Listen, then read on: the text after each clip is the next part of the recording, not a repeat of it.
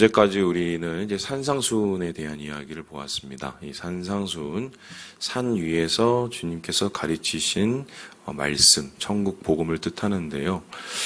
예수님의 3대 사역을 보통 이야기하기를 가르치신다, 전파하신다, 치유하신다 이렇게 나타나죠. 주님께서는 산에 올라서 가르치셨고 주님께서는 갈릴리를 다니시면서 천국을 전파하셨습니다. 이제 그럼 뭐가 남았죠?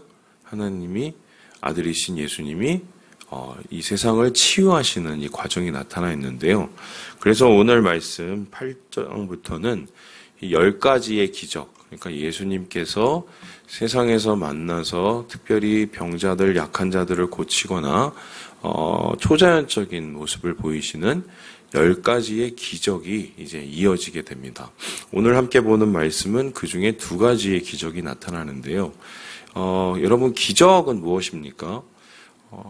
도대체 불가능할 것 같은 일들이 가능하게 된 게 기적이죠. 예수님께서는 모든 곳에 가셔서 기적을 베푸신 것은 아닙니다. 어떤 곳에 가셔서는 기적을 전혀 하나도 나타내지 않은 곳도 있습니다. 그렇다면 예수님께서 기적을 행하신 목적이 무엇일까 생각을 해본다면 이 기적을 통해서 분명히 예수님께서 하시고자 하는 분명한 이유가 있었던 것입니다. 그 이유는 무엇일까요? 첫째는 이 기적을 통해서 주님은 주님 자신을 드러냈습니다. 이 기적이 예수님이 어떤 분이신가를 사람들에게 가르치시는 이유가 됩니다. 그래서 사람들이 이 기적을 보고 와, 우리 예수님은 이런 분이구나.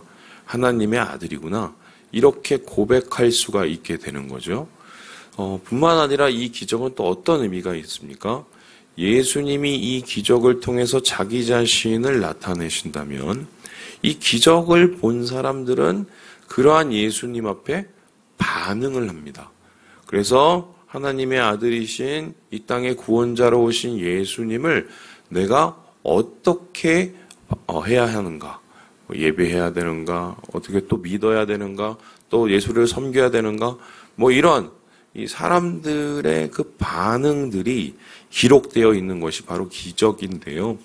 오늘 말씀은 특별히 예수님이 어떤 분인가를 나타낼 뿐만 아니라 그렇다면 우리는 예수님에 대해서 어떻게 해야 되는지를 보여주는 가장 단적인 예라고 할 수 있겠습니다. 자, 그렇다면은 도대체 어떤 일이 있었을까? 우리 함께 3절의 말씀을 같이 한번 읽어보도록 합시다. 3절입니다. 시작. 예수께서 손을 내밀어 그에게 대시며 이르시되 내가 원하노니 깨끗함을 받으라 하시니 즉시 그의 나병이 깨끗하여 진지라. 첫 번째 예수님께서 베푸신 기적은 이 마태가 기록하기는 예수님이 나병, 그러니까 옛날에 문둥병도 되고요. 지금 한센병도 되고요. 그리고 사실 이것은 조금 또 광범위한 피부질환일 수도 있어요. 좀 심한 피부질환. 그 환자를 지금 고칩니다. 나병을 고치는 사역이 왜 예수님의 첫 사역으로 마태는 기록하고 있었을까? 도대체 이것을 통해서 예수님께서는 무엇을 나타내시기 원하셨을까라고 생각해 봅니다. 자, 그럼 나병이 어떤 병인가를 한번 생각해 봅시다. 나병은 피부병이죠. 그런데 그 당시에 나병은 사람들이 어떻게 생각하냐면 전염병이라고 생각을 했습니다. 그래서 전염이 되는 병이기 때문에 그 나병 환자는 다른 사람들과 함께 있을 수가 없었습니다. 그리고 나병 환자는 다른 곳에 따로 떨어져서 지내다가 나병 환자들끼리 굳이 마을이나 그런 데 오게 되면 어떤 일이 일어나냐면 알려줘야 됩니다. 내가 나병이라는 걸. 좀 너무 비인간적이죠? 어떻게 알려주냐면 부정하다 외치면서 자기 자신이 나병 환자임을 알려줍니다. 그럼 사람들이 어떻게 합니까? 그 소리를 듣고 다 멀리하고 도망가는. 그러니까 그 시스템에서 나병 환자가 느꼈을 소외감이 얼마나 큰지를 한번 생각해 보는 거죠. 그렇다면 나병이 대표하는 것은 무엇입니까? 부정한 자, 더러운 자, 깨끗이 못한 자를 뜻합니다. 그런데 예수님께서는 이 부정한 것을 어떻게 하셨습니까? 특별히 깨끗하게 하셨다라고 3절에 이야기하고 있죠. 그러면 예수님께서 이 땅에 오신 이유가 무엇입니까? 부정한 것을 깨끗하게 하시기 위해서 오셨다. 이 세상에서 가장 부정한 것이 무엇입니까? 바로 우리 안에 있는 죄입니다. 죄가 모든 부정함의 뿌리이죠. 그럼 예수님께서 왜 이 땅에 오셨을까? 주님께서는 우리의 부정한 죄를, 우리의 죄를 깨끗게 하시기 위해서 오셨다는 것을 마태는 처음 이 기적을 통해서 이야기하고 싶었던 것입니다. 그래서 우리의 죄를 깨끗하게 한다? 그것을 한마디로 표현하면 뭡니까? 바로 속죄입니다. 죄를 속하다.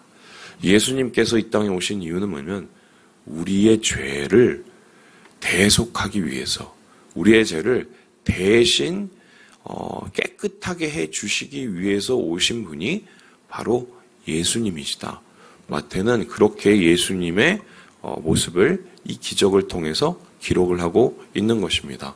이 두 번째 이 기적은 또 어떤 것이냐면요. 이 백부장의 이 하인을 고치는 질병이 나타나는데요. 우리 함께 같이 읽어보도록 하겠습니다. 우리 13절의 말씀을 읽어보겠습니다. 13절입니다. 시작. 예수께서 백부장에게 이르시되 가라 내 믿은 대로 될지어다 하시니 그 즉시 하인이 나으니라. 여러분, 이 백부장이 고침을 받은 게 아니라 백부장의 하인이 고침을 받았습니다. 왜 하필이면은 마태는 이 말씀을, 이 기적을 두 번째로 기록하고 있을까? 백부장이 누구인지를 한번 생각을 해봅시다. 이 백부장은 말 그대로 100명의 군사들을 거느리는 사람들입니다. 지금으로 말한다면은 중대장 정도 되나요? 제가 군대 나온 지 꽤 돼갖고요. 중대장 될 거예요, 아마. 한 별이 아니라 다이아몬드 2-3개? 뭐 이렇게 되겠죠. 그 중대장이 하인을 위해서 예수님 앞에 나오고 그 하인을 고쳐달라고 예수님께 요청을 했었을 때 예수님께서 그 하인을 말씀으로 고치셨습니다. 그죠? 그렇다면은 이 말씀은 어떠한 의미를 가질까요? 백부장이 누구인지를 한번 고민해 보면 됩니다. 백부장은 군대장이지만 이 백부장은 정확하게 말하면 유대인이 아닙니다. 유대인이 아니면 어떤 사람들이냐? 아마 용병일 수도 있고 아니면 로마 사람일 수도 있고 어쨌든 이스라엘 백성이 멀리하였던 이방인이었습니다. 그럼 이방인에 대해서 예수님께서 그의 하인까지 고치신다. 이것을 그럼 우리는 어떻게 해석을 해야 될까요? 이방인은 그 당시에 어떻게 생각하냐면 2등 국민이었습니다. 1등은 무조건 누구냐면 유대인, 그리고 2등은 이방인, 이렇게 생각을 했어요.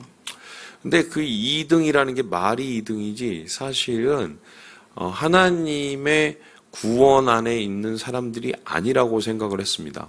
그래서 심지어는 유대의 기록에 뭐라고 기록이 되어 있냐면 유대인 한 사람이 자기 랍비한테 와서 물었습니다. 도대체 저 이방인들은 왜 하나님이 창조하셨습니까? 물었더니 이 랍비의 대답이 기가 막혔는데요. 지옥에 땔감이 없어서 쟤네들은 지옥에 땔감으로 쓰려고 하나님이 창조하신 거야 라고 말할 정도로 이 유대인에 대해서 그들을 되게 경멸하는 사회가 유대 사회였습니다. 그런데 예수님께서는 어떤 것이 있었냐면 지금 백부장의 하인을 고칩니다.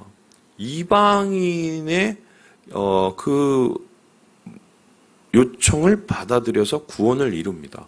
그리고는 예수님께서 이렇게 얘기하시는데요. 우리 함께 11절의 말씀을 같이 한번 읽어보도록 하겠습니다. 11절입니다. 시작.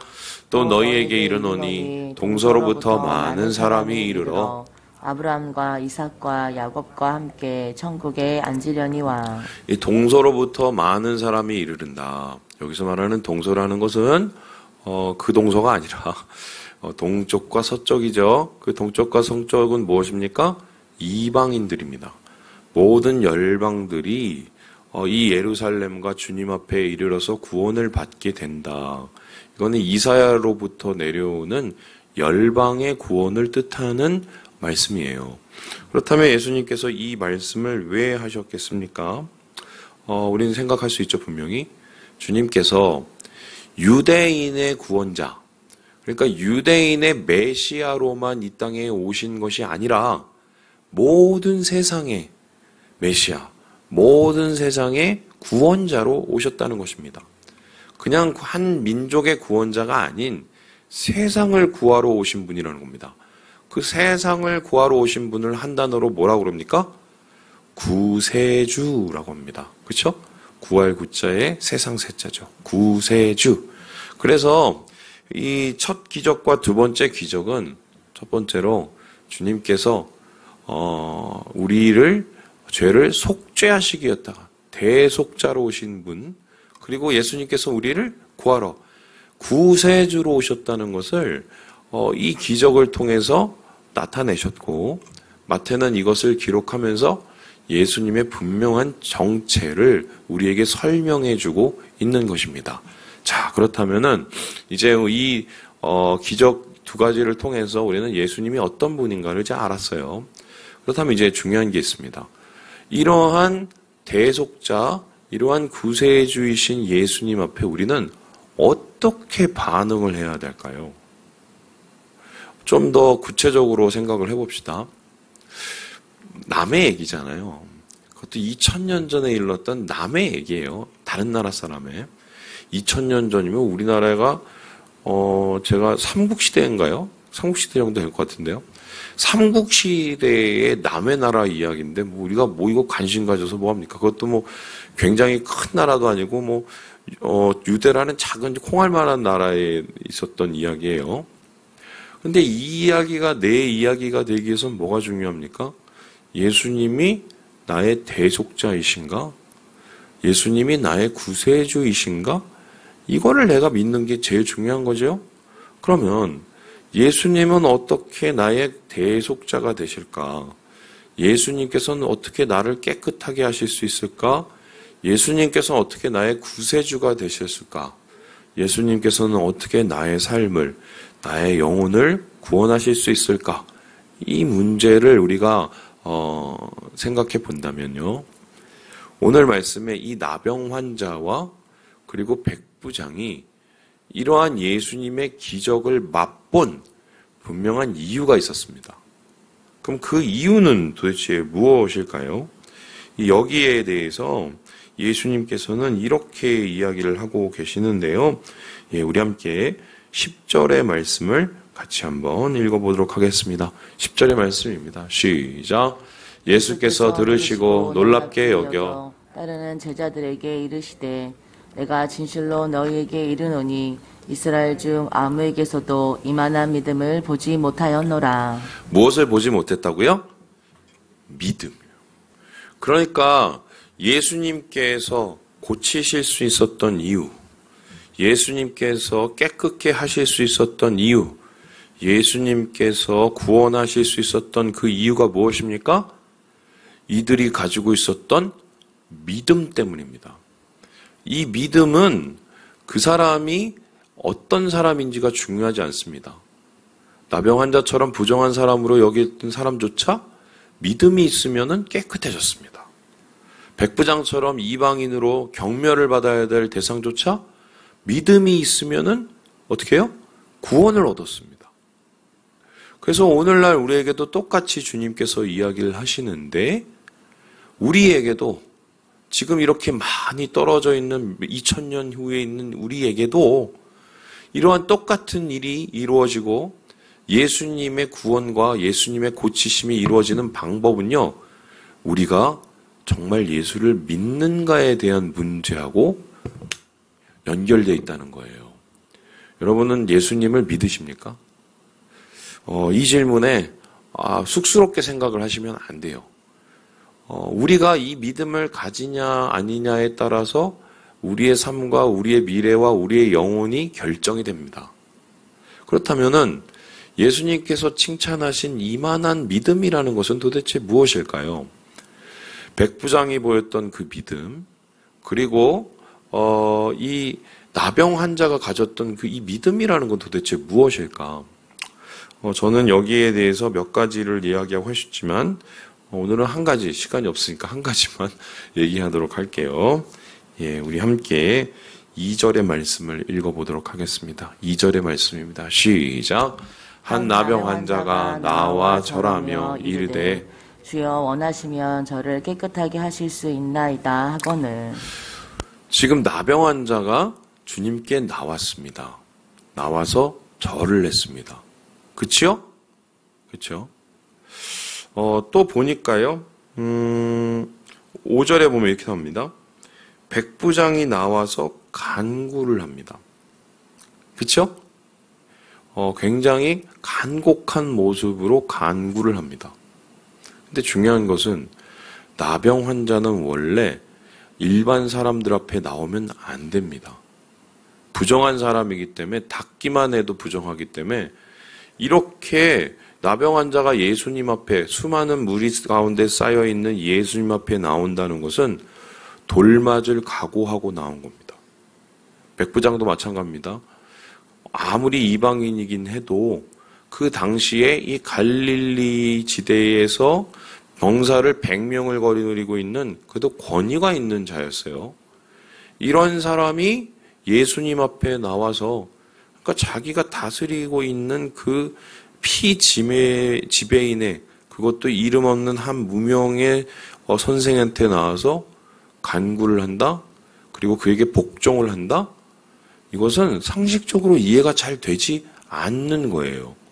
그렇다면 이 사람들에게 있어서 믿음을 위해서 버린 게 하나 있습니다. 뭘 버렸죠? 나병 환자는 자기가 죽고 사는 문제를 버렸습니다. 사람들이 어떻게 생각하든 예수님만이 나를 고칠 수 있다는 그러한 확신 하나 가지고 일단은 주님 앞에 나아갔던 그 절박함으로 나아갔기 때문에 돌맞을 각오를 하고 나왔어요. 백부장은 어떻습니까? 예수님 앞에 나올 때 버린 게 있었어요. 뭡니까? 자존심 버렸습니다. 자기 하인을 고칠 수 있다는 것을 확실하게 알았기 때문에 예수님 앞에 자기의 자존심이든 뭐든 다 버리면서까지 나와서 주님 앞에 굴복을 하고 예수님의 말씀을 의지했습니다. 믿음이라는 건 이런 거예요.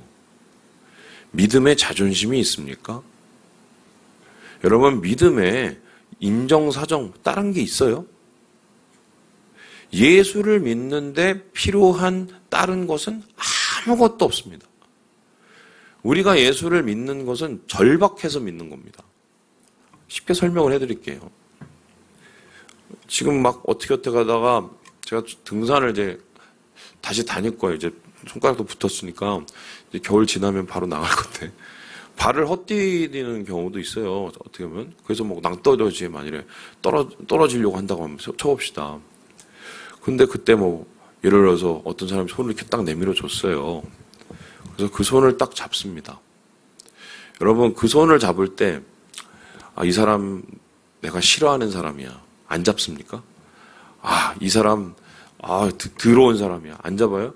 이 사람은 나랑, 막 성격도 안 맞아. 안 잡아요? 무조건 잡습니다. 왜 잡아요? 죽으니까, 절박하니까 잡습니다. 세상 속에서 우리가 예수님을 붙잡는 것은, 믿는 것은 바로 똑같은 거예요. 다른 게 필요 없어요. 자존심도 필요 없어요. 예수 앞에 무슨 자존심이에요? 예수 믿는 것 앞에서는 다른 사람들의 눈치, 다른 사람들의 이목도 필요 없습니다. 예수님이 나를 고치시는 분이시고 예수님이 나를 구원하실 수 있다는 그 하나 때문에 우린 절박하게 주님을 붙잡습니다. 그걸 가지고 믿음이라고 합니다. 유대인들은 자기의 자존심, 자기의 배움, 자기의 지식, 자기의 경험, 자기가 가지고 있는 여러 가지의 모습 때문에 예수님을 붙잡지 못했어요. 그리고 특별히 그 바리새인 같은 경우는 예수님의 어떻게요? 분노의 대상이 됐습니다. 저주를 받았지요. 오늘날도 우리 마찬가지예요. 예수 믿는 데선 이유가 없습니다. 예수 믿는 데선 다른 우리가 생각이 없어요. 헤아림 필요 없어요. 우리는 절박해서 예수를 붙잡는 거예요. 절박해서. 우리가 구원받아야 되니까. 우리의 영혼이 다시 살아나야 되니까. 우리가 주님 안에서 정말 천국으로 가는 그 문을 붙잡아야 되니까 우리가 그래서 예수를 붙잡는 거거든요. 그래서 오늘 예수님께서는 이러한 이 믿음을 보시면서 이 믿음 하나 때문에 이 모든 것이 이루어진다는 것을 우리에게 이야기하고 계신다. 예, 말씀을 마칩니다. 우리 사랑하는 여러분, 믿음엔 이유가 없습니다. 예수님 때문에 믿습니다. 예수님이시기 때문에 믿습니다. 예수가 우리를 고치시기 때문에 믿습니다. 이것을 기억하시고 오늘 하루를 예수님과 함께 믿음 충만으로 살아가시는 우리 모든 형제 자매들 되시길 주님의 이름으로 축원합니다.